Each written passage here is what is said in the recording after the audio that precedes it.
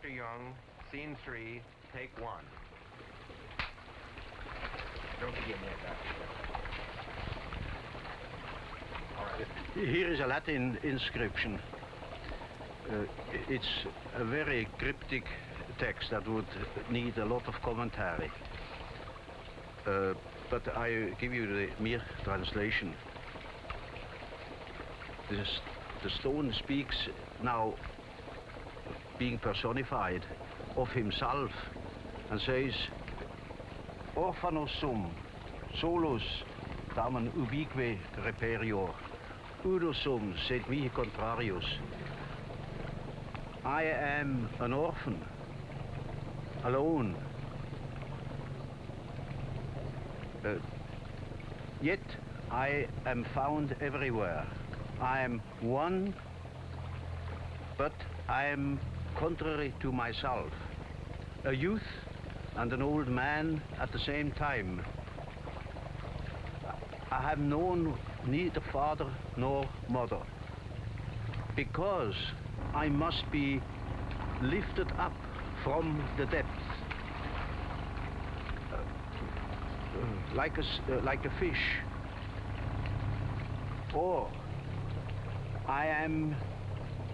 I fall down from the sky, like the white stone. In woods and on mountains, I am walking about, but I am hidden. I lie hidden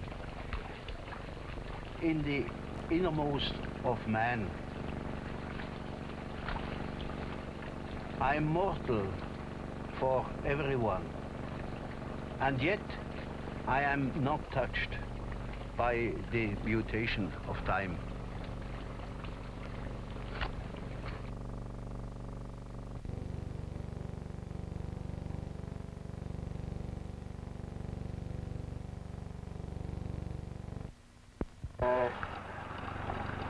So this was filmed in 1950.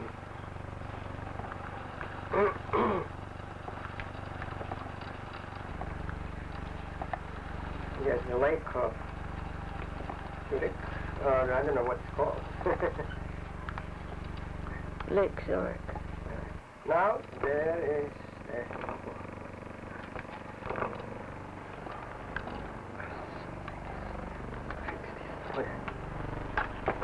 What is it? Now Dr. Jung is sitting by the lake. Oh, yes. He liked very much to sit by the lake.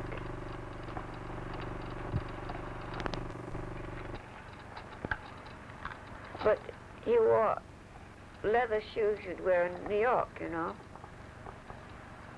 Never thought of being really sporty. Or really in work clothes, you know, like we have now. It was the way a 19th century man would. Oh, dear. Chiseling, that's hand chiseling.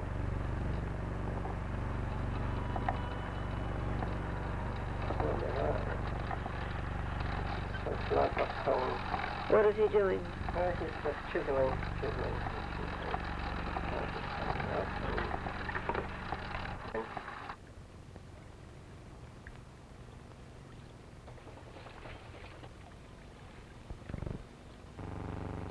Dr. Jung, scene 1, take 1.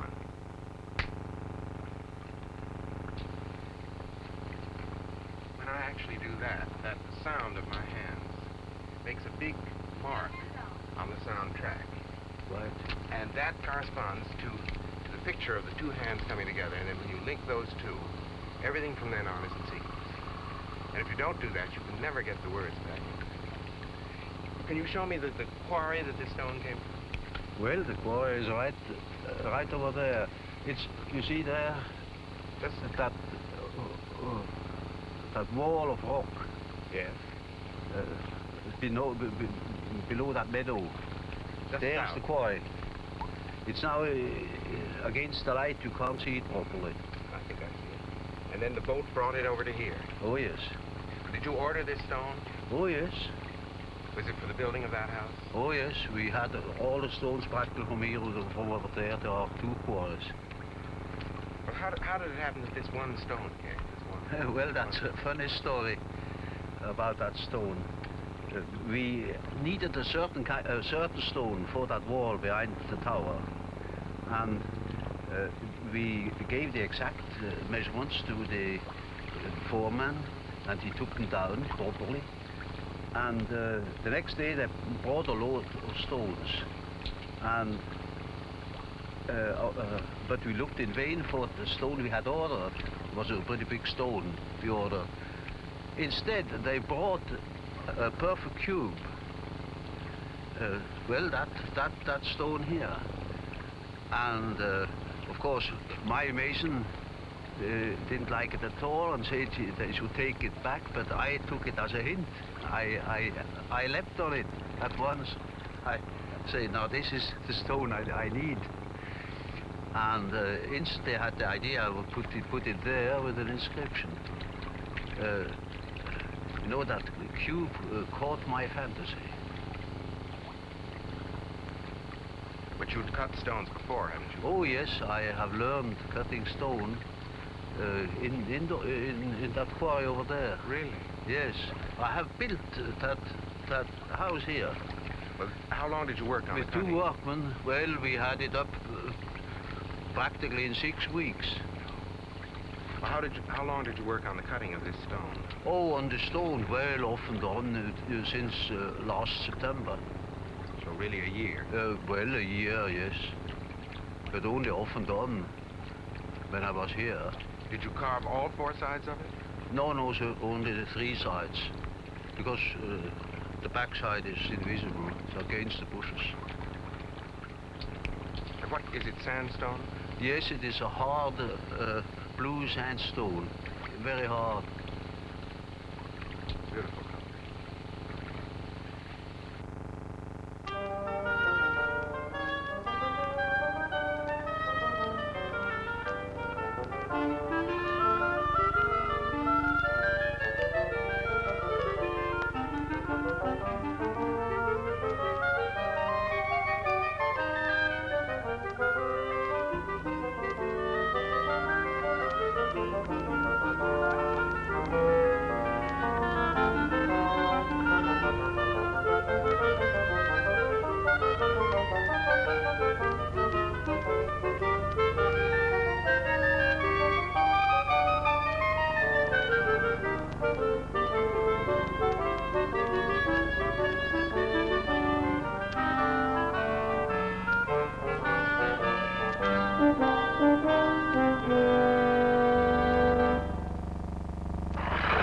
He let me work in his library, you know, And there are many pipes there, table. I wasn't interested in this table. I was interested in the books. Oh. I was so interested I didn't use my time well. Very excited.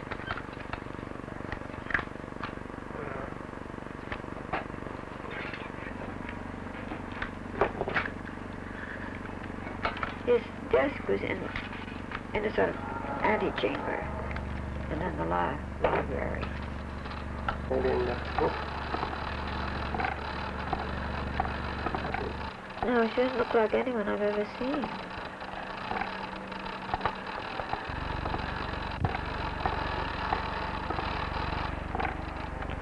The people change their hair, and I can't see her features, really.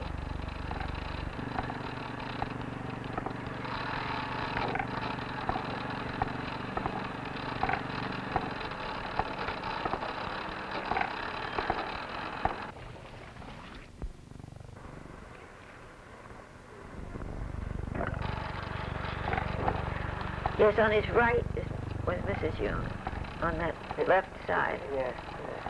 It's his right. Now you'll see, I think it's very difficult to see. I can't see Yeah. them. I can And see again, some, the same. I can see somebody, but I can't see But who they are. Well, it never occurred to me I wouldn't be able to see them.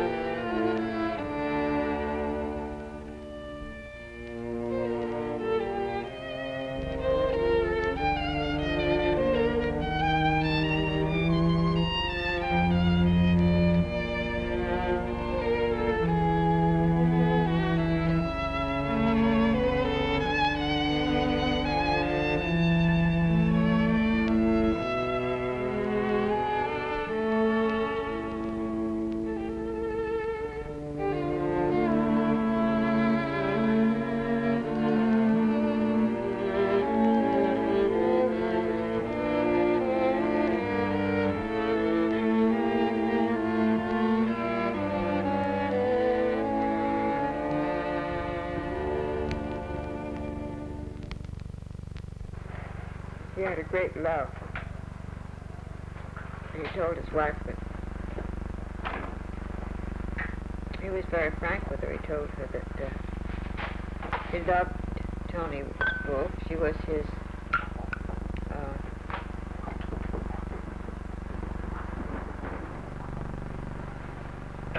spiritual love.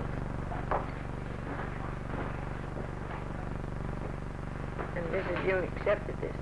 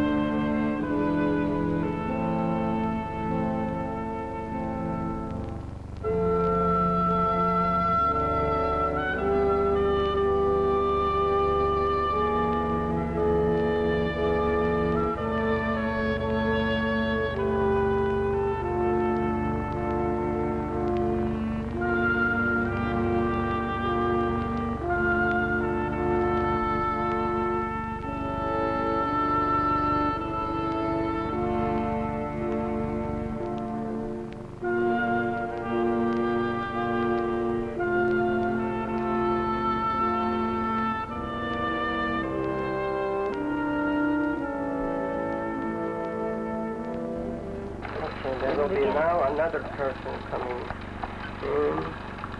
That's still difficult to see here. Oh, I got my wife in there. Yes. Frau, Yes. Frau Ferber. Capitan or something like that. Frau Ferber. Was, Then that we... oh, that well, garden is not... she lived in, not in Zurich. She lived in, where I met Jung, Ascona. Ascona. Yes.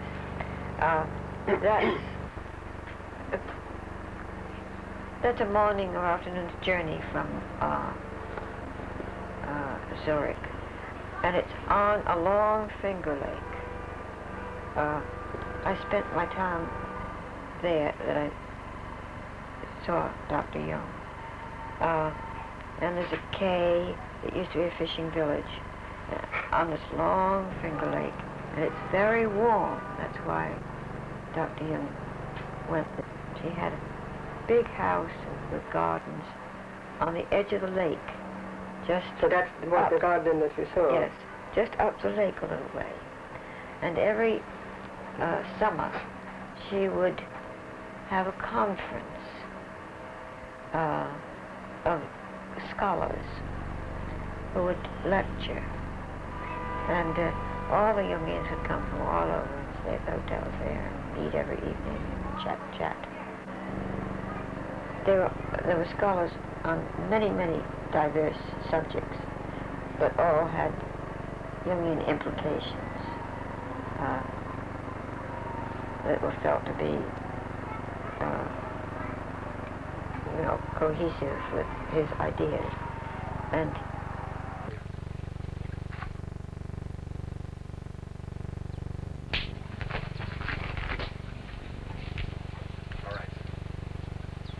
well, you see, this is a Greek inscription. It begins Ho aion pais esti paitson petroion paidos he basileia. It is a quotation from Heraclitus. It says, time is a child that plays like a child. A game on a board, the kingdom of the child. Then Philosophorum, this is the name of this little figure here. He is the familiar spirit of the god of the physicians, Aesculapius. The text says, Philosophorum traveling through the dark spaces of the cosmos and rising out of the depths like a star. He points the way par elioiophilas kai demononairo to the gates of the sun and the land of the dreams. The latter is a quotation from Homerus. Then you see a division into four parts. Here are the three lightnings, one river. It's the ancient idea of paradise with its four rivers. Three were supposed to be equal, and one has a double meaning, and that's the one here, the river. This is an old alchemistic secret, the so-called axioma Maria. This Maria has nothing to do with Mary, but with the Maria Prophetessa, or Judaica.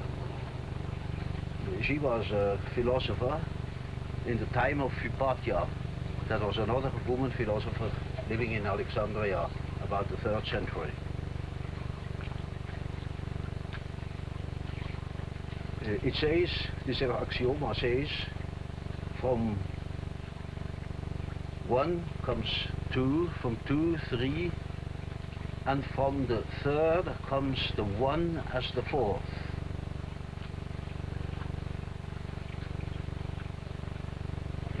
This axioma has played a very great role through 1700 years of alchemy. Then you see here the sign of the sun, here the sign of the moon. On the left side Jupiter, on the right side Venus. Saturn above, Mars below. These 4 planets are the so-called division into 4, the tetrameria.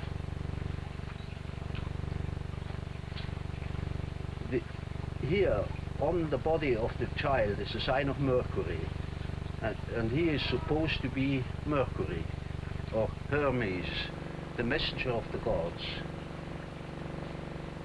The text refers to him as the one that points to the region of the Westland that is supposed to be the land of the dead.